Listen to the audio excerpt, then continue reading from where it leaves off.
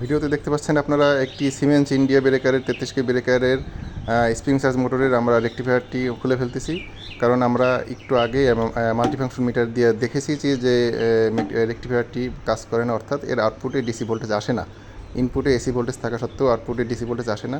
তাই আমরা এখন যে কাজটি করব, আমরা রেকটিফায়ারটি বাদ দিয়ে, যেহেতু মোটরটি ইউনিভার্সাল মোটর, সরাসরি এটা এসি সাপ্লাই দিয়ে দেব এবং তাহলেই আশা করি স্প্রিং চার্জ হবে। এবং সেই কাজটি দেখার জন্য আপনাদের সম্পূর্ণ ভিডিওটি দেখতে হবে। এখন আমরা মূলত লিমিট সুইচ থেকে ডিসির যে কানেকশনটা ছিল সেটা খুলে ফেলেছি।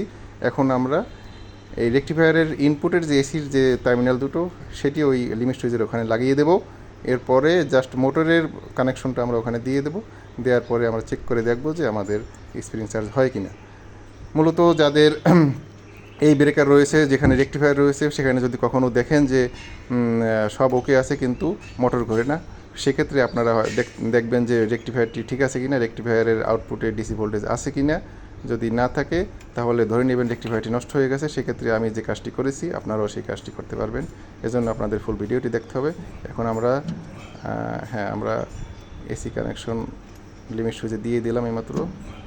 এরপরে ওই যে লাল দুটো, এই টার্মিনাল দুটো হচ্ছে মোটরের, এই দুটি আমরা নিচে লাগিয়ে দেবো। দেওয়ার পরে আমরা সাপ্লাই দিয়ে দেখব যে স্প্রিং চার্জ হয় কি না।